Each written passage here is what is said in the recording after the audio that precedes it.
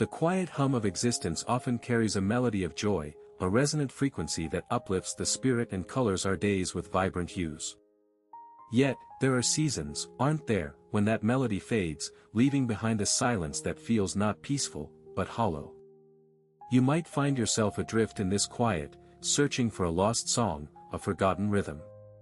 Perhaps the prayers you utter, once infused with a buoyant hope, now feel like whispers into a vast, indifferent expanse.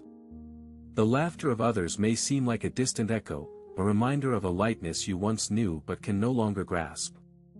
It feels as though happiness, once a familiar companion, has packed its bags and departed, leaving you to navigate a landscape that has suddenly become muted, desaturated. You might ask yourself, where has my joy gone? Has it truly vanished, or am I simply incapable of finding it anymore? This sense of loss can be profound, a gnawing emptiness that questions the very core of our spiritual well-being. It's a challenge that touches the deepest parts of us, making us wonder if the divine connection we seek, the inner peace we crave, has become an unattainable dream. This longing for returning joy is a deeply human experience, one that has echoed through the ages, felt by saints and seekers alike. Even those whose lives have been marked by profound faith and spiritual insight have known these periods of aridness, these moments when the wellspring of delight seems to have run dry. Consider Charles Spurgeon, a man whose ministry was characterized by a powerful eloquence and a deep well of spiritual assurance. Yet, even he, the prince of preachers, wrestled with seasons where his own inner joy felt like a distant star, obscured by clouds of doubt or weariness.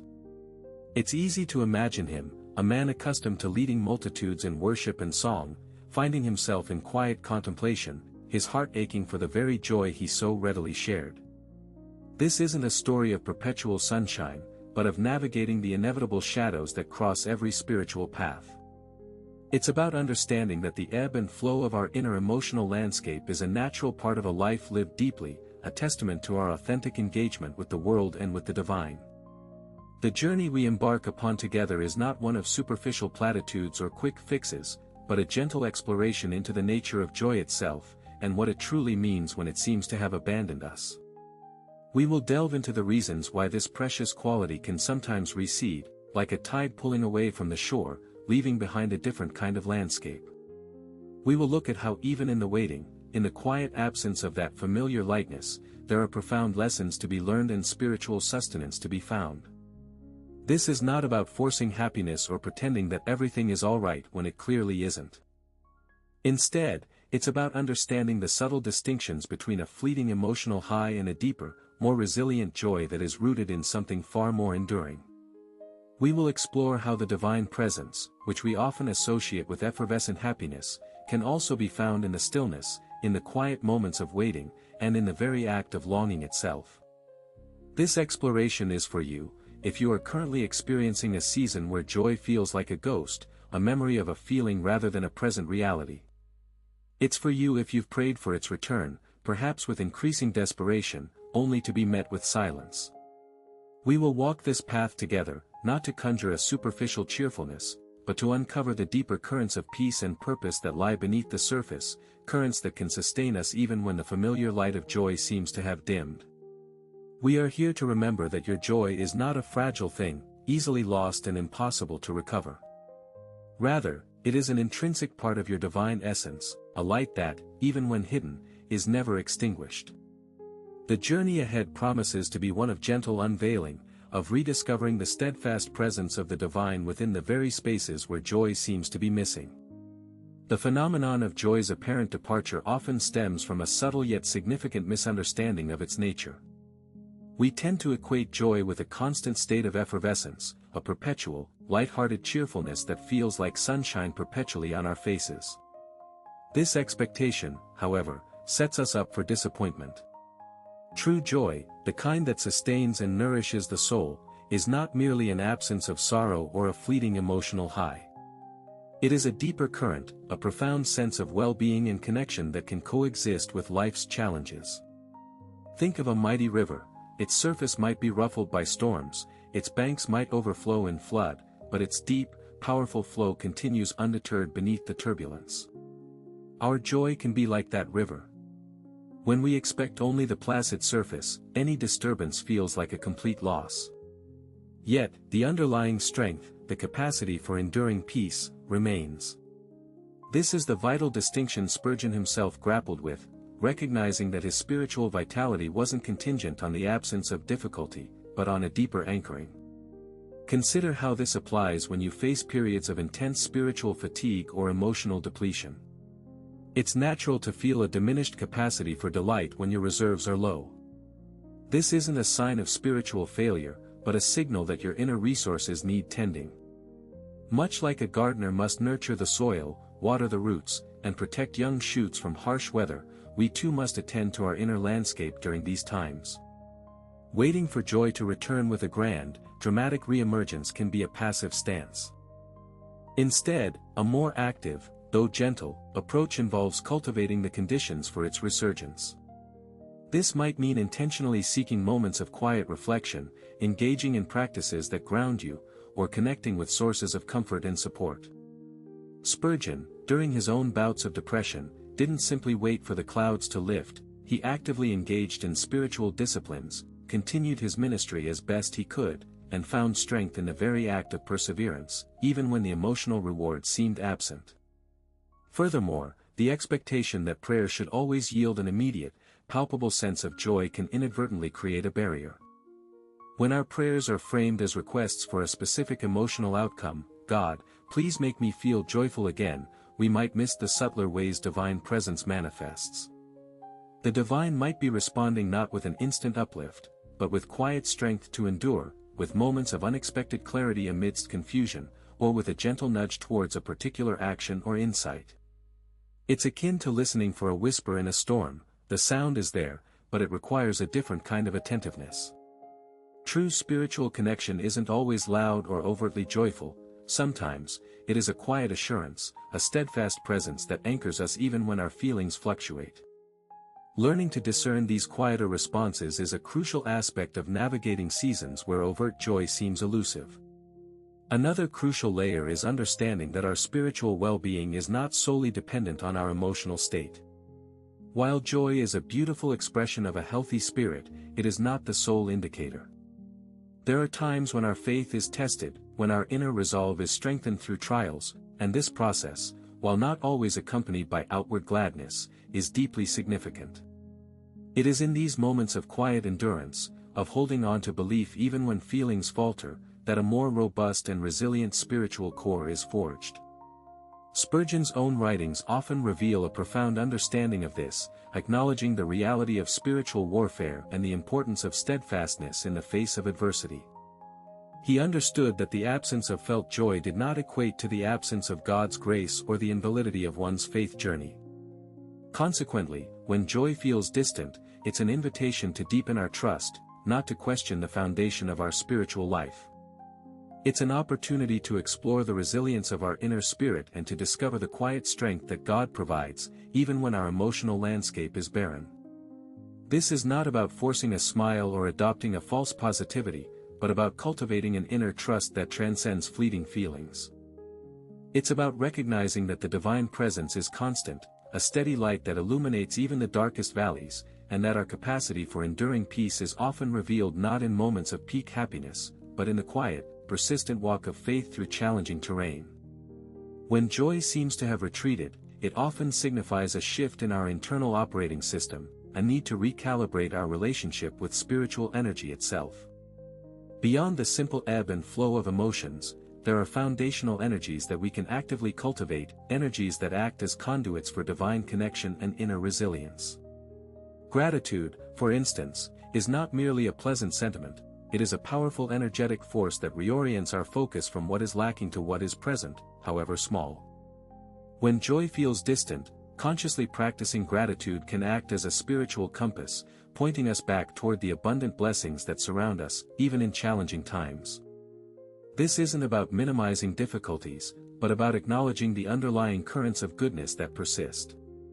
It's about shifting our energetic signature from a frequency of scarcity to one of abundance, thereby creating space for joy's return, not as a demand, but as a natural consequence of this energetic reorientation.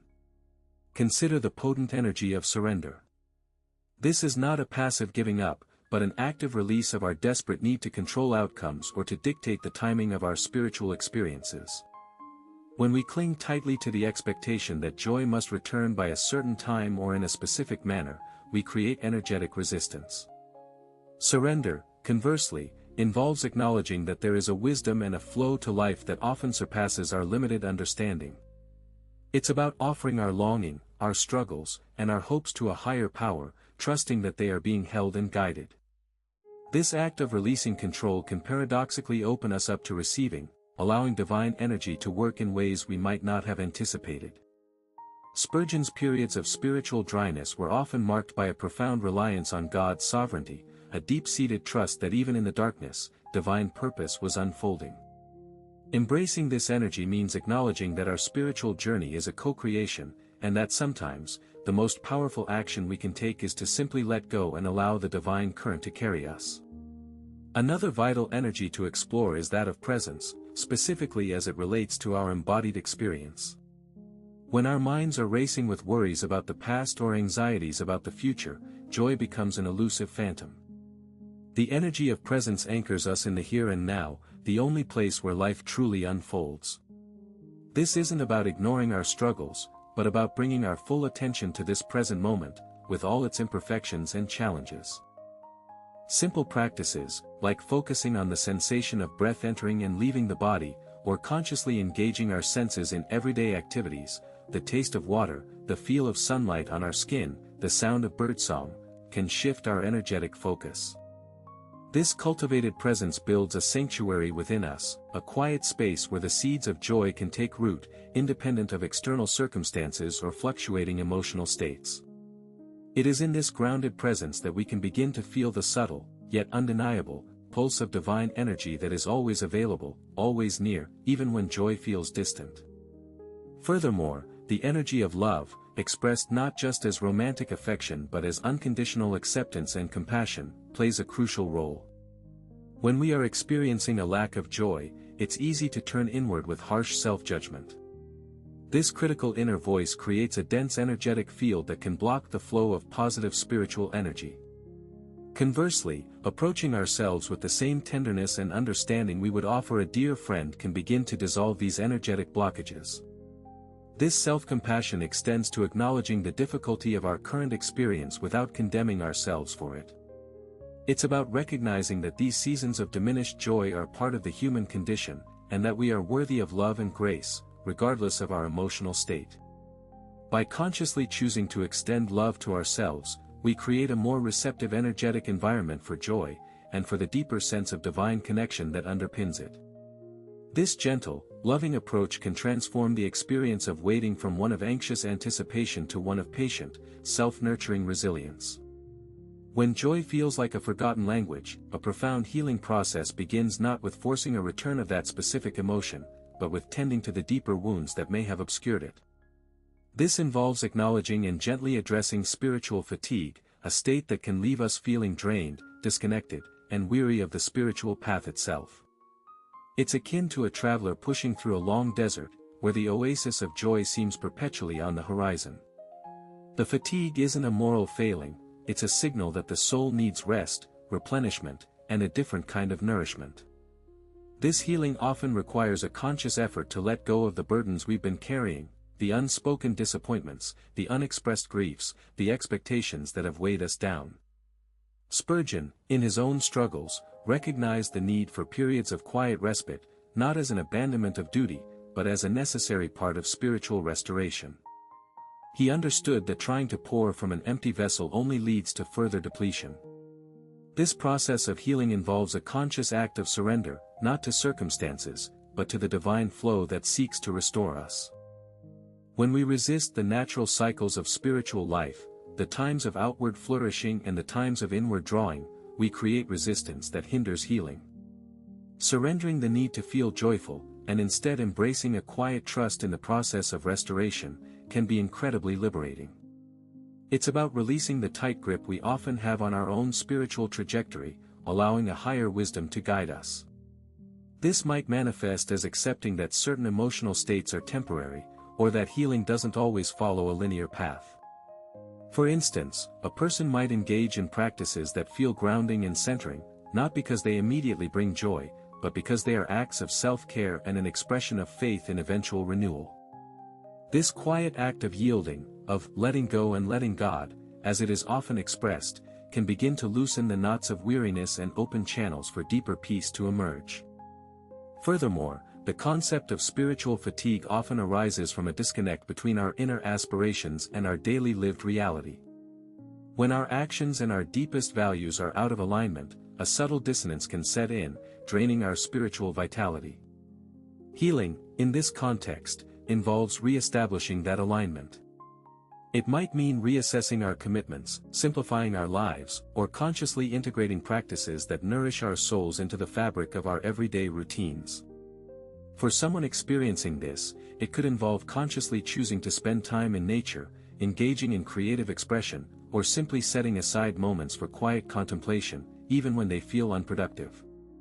Spurgeon, despite his immense responsibilities, understood the importance of periods of reflection and personal study, recognizing that tending to his own spiritual well-being was essential for his ministry and for his own inner life. This isn't about escaping reality, but about consciously creating space for spiritual renewal within it. Another crucial aspect of healing from spiritual fatigue is the practice of self-compassion.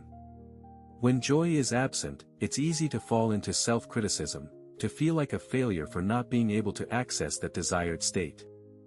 This internal judgment acts as a significant impediment to healing, creating a cycle of negativity. Conversely, approaching oneself with kindness, understanding, and acceptance is a powerful balm. It means acknowledging the difficulty of the season without condemnation, recognizing that everyone experiences periods of spiritual dryness or emotional depletion. This compassionate inner dialogue can begin to soften the hardened edges of weariness and create a more receptive inner environment for restoration. It's about treating oneself as one would a dear friend who is going through a difficult time, with patience, empathy, and unwavering support. This gentle approach can gradually release the tension of striving and open the way for a more natural unfolding of inner peace, paving the path for joy's eventual return, not as a forced outcome, but as a natural blossoming. Reflecting on this journey so far, we've navigated the subtle currents that shape our inner experience, touching upon the profound shifts that can occur when the familiar luminescence of joy seems to dim. We've considered the nature of our deepest longings and the inherent resilience of the human spirit, even when faced with periods of perceived absence. The exploration has illuminated how the very energies we can consciously cultivate, presence, surrender, gratitude, and self-compassion, act not as mere emotional states, but as foundational elements that reorient our entire being. These are not separate remedies, but interwoven threads that, when attended to, begin to reweave the fabric of our inner world, creating a tapestry of enduring peace that can withstand the inevitable storms of life. As we pivot towards the final reflection, consider the cumulative effect of these insights. It's akin to understanding that the river's steady flow continues even when the surface is disturbed by winds. The deeper currents of our spiritual being, the very essence of our connection to something greater, remain, even when the outward expression of joy is muted. This journey has underscored that the stillness we seek is not an empty void, but a fertile ground where a different kind of strength can take root. The path forward, as these explorations suggest, is not about chasing a fleeting feeling, but about cultivating an inner landscape where true, resilient joy can naturally emerge, nurtured by a deep-seated trust and an unwavering awareness of the ever-present divine.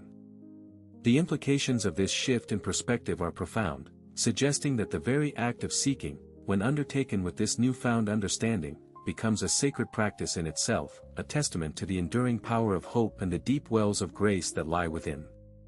The deepest resonance of our shared journey lies not in the return of a transient feeling, but in the quiet reclamation of our inherent capacity for enduring peace. When the bright melody of joy seems to have faded, leaving behind the hushed tones of the present moment, we discover that this silence is not an emptiness, but a sacred space.